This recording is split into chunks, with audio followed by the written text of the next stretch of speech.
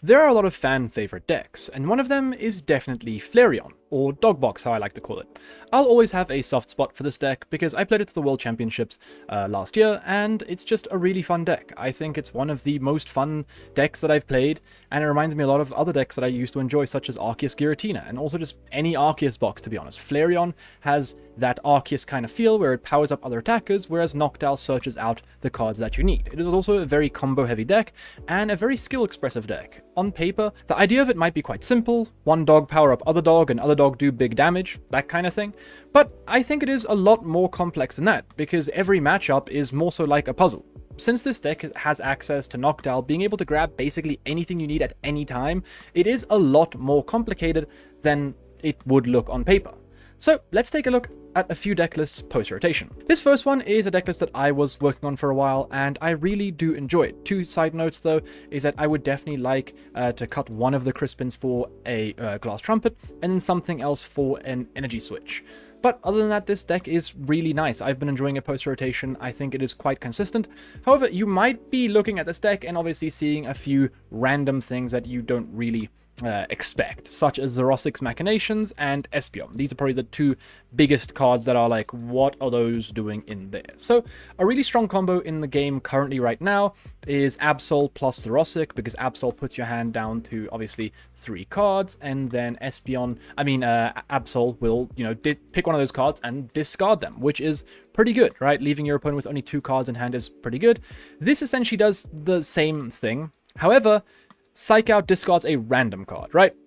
So it's not as strong because you don't get to pick the hand, but it is still just as threatening because it leaves them with 2 cards. And in a format with no real hand disruption, this is a really good hand disruption strat. And it also is something that's very possible to do because you have Noctowl, meaning you can search out Xerosics whenever you really want. Whenever you're ready to attack with that Espeon, you can go for the Xerosic. Not only that, Espeon is just another really good attacker against a lot of the format, such as Lucario. Lucario is a really good deck in the game right now, and it's weak to Psychic, so Espeon can one-shot it with the help of Black Belt's Training or Kirin, which is really nice. Not only that, it does 160 damage, meaning with Clefairy in play, you are doing 320 damage, which is the perfect number to hit the best deck in the game for weakness, Dragapult, right? Dragapult gets one-shot by that, and its second attack actually isn't bad. You just shuffle your opponent's Pokemon, all evolution Pokemon back into the deck, the top evolution back into the deck, which is pretty good, right?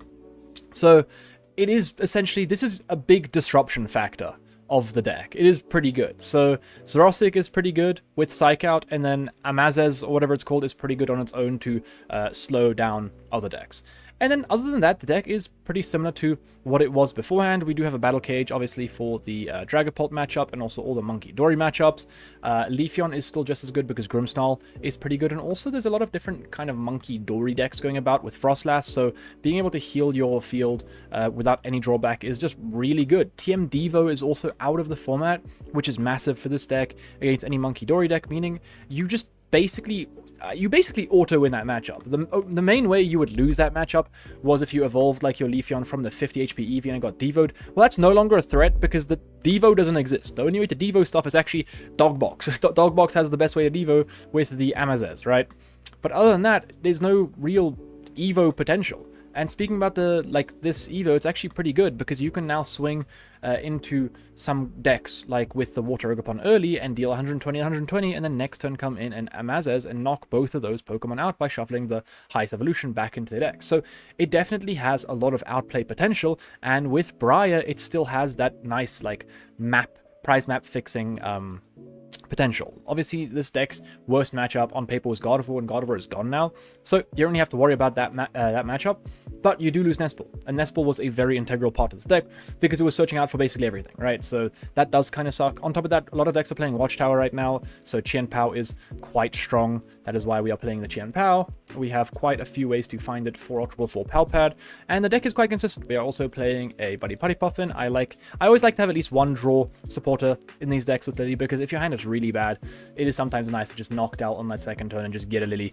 get a fresh 8, and kind of go from there. So I do like this list, but for now, let's take a look at a different list. So this list is very similar to the list we took a look at now, it has a little bit more disruption with a Judge as well. Same with the Zerosic and also with the Espeon. This list, however, is playing double Clefairy, and this is mainly for the Lucario matchup, because Clefairy is just a really nice attacker in that matchup, because it's just really strong. It's low agency, you just crisp into it, you take your 3 prize cards, and they'll return KO it, and then they take 2 prize cards, which is just not as good as 3 prize cards, right? So the thing is that reversal energy is no longer in the format, meaning Hariyama can't really knock out Clefairy as easily as it used to, and if they ever go Lucario and power up the Hariyama, then, I mean, you can just take the knockout with Espeon onto this and just feel perfectly fine, because, well, Hariyama is not going to take a knockout, right? It's not going to knock anything out on your board, realistically, and after that, well, you can just target stuff down with Water Ogerpon after that. You can go Burning Charge to something else, and then on the following turn, go Water Ogerpon, knock out the Hariyama and something else for another 2 prize cards, right? And that will be your 6 prize map. So it has a lot of ways to play the game. Terra Orb is obviously just included now because it's an S-ball essentially for the EVs and the dogs and also the Water Ogerpon. A lot of these decks aren't playing Terrapagos. Terrapagos isn't really as good in the game right now. I don't find a reason to play Terrapagos in the current format when Clefairy is literally just a better Terrapagos and hits for weakness, right? So it's like into the best decks in the game. So it's just has a lot more high potential. But then there is another evolution that is seeing some play, and that is the Lightning guy, Jolteon, right?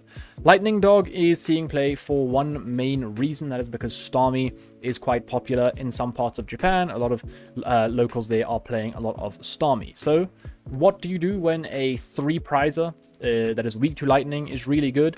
Well, you play your Jolteon. And this is what I was saying quite a while back. A few months back, I was saying Dogbox is one of those decks that is never going to just die, because it has answers to everything. If a water attacker becomes strong, well, then Jolteon will start seeing play. If a fighting attacker becomes strong, well, then we'll see Sylveon and Espeon start seeing play, right?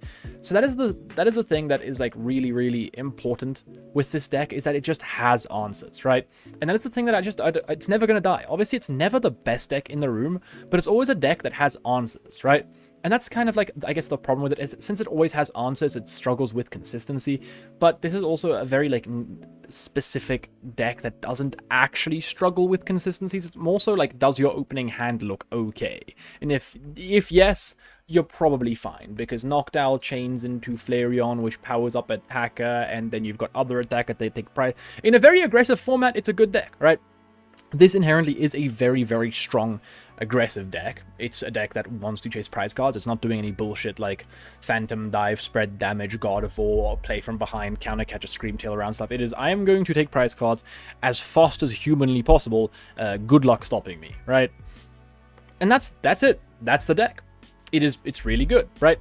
So the deck does have a lot of merit to it, in the sense that it's still a toolbox deck with all these things, but right now with Dragapult being so damn strong in the format, it does still struggle with item lock, right? This is a deck that unfortunately does struggle with item lock, and also mid-game consistencies can still be a problem with the lack of Pidgeot. Pidgeot is obviously something that is integral to Dogbox, and it's something that I think currently with Dogbox is the best part about it. It provides so much mid-game stability. It also provides a much bigger threat.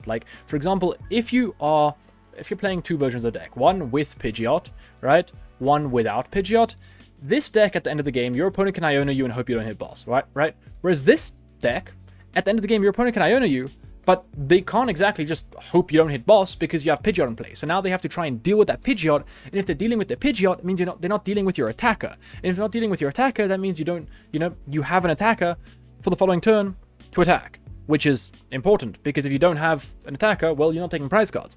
But if you don't have Pidgeot, then you can't really threaten anything. So it's like a very checkmate deck. I have Pidgeot, which is getting my boss for my attacker, and I have my attacker, which is my attacker. So if they kill my attacker, I have Pidgeot to set up another one. If they kill my Pidgeot, well, I still have an attacker. So it is just I think I probably could have explained that a little bit better, but it's very a triangle kind of deck. This covers that and that covers that, right? For example, if we have Ursaluna, this deck isn't playing Ursaluna on the bench, but if we have Ursaluna on the bench, well, if they kill my Ursaluna, then they're leaving my Flareon alive, and if they leave my Flareon alive, then I can attack with that. If they kill the Flareon, they leave my Ursaluna alive, and then, the Pidgeot is there to support both of these things. So it's just a great deck that is a great deck, and it's difficult to play properly. Like, it's a deck that people will pick up and play and really not know what's going wrong.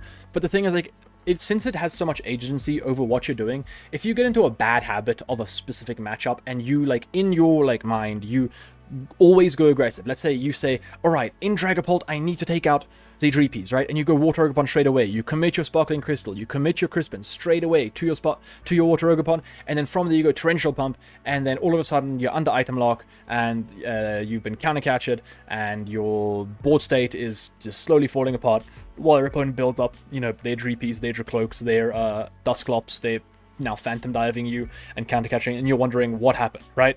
Whereas if you went a slower, a little bit more stable route, if you set up your Flareon, and then you went from Burning Charge into Water Ogerpon, and on the following turn, since you've now used your Burning Charge instead of Crispin, you can now use Boss's Orders with that Water Ogerpon to take out 2 Dracloaks, and now all of a sudden your opponent's set back 2 turns because they were only able to find 2 Dracloaks, meaning they can only Phantom Dive in a minimum of 3 turns. So that's something that is like a lot more powerful, even though you are essentially taking less prize cards in a shorter amount of time.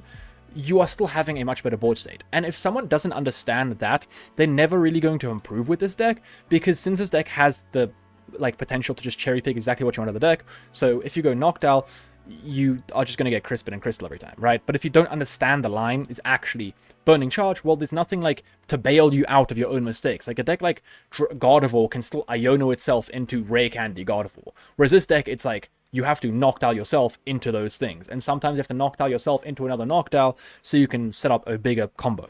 And that's something that is very important to understand with this deck, is that it's very easy to make mistakes. If you don't understand your matchups perfectly, then you are going to be making a lot of mistakes. But I just wanted to show off a few lists today because I think the deck is still fun. I think it is still pretty good, depending on how the format really shapes up. If this deck is able to kind of solve its, you know, Dragapult crisis, then maybe it'll get better. But right now it is struggling with that. Some other losses like Turo are definitely hurting it as well, because you essentially have a DIY Turo with the Area 0 Unadepts plus Chien Pao or a Counter Stadium as well. But the deck loses stuff, the deck gains stuff, the deck's good, the deck's bad. What are your guys' opinions? If you guys like Dogbox, smash like, smash subscribe for more content on this deck and also other decks post-rotation. But other than that, for now, peace. Have a good day.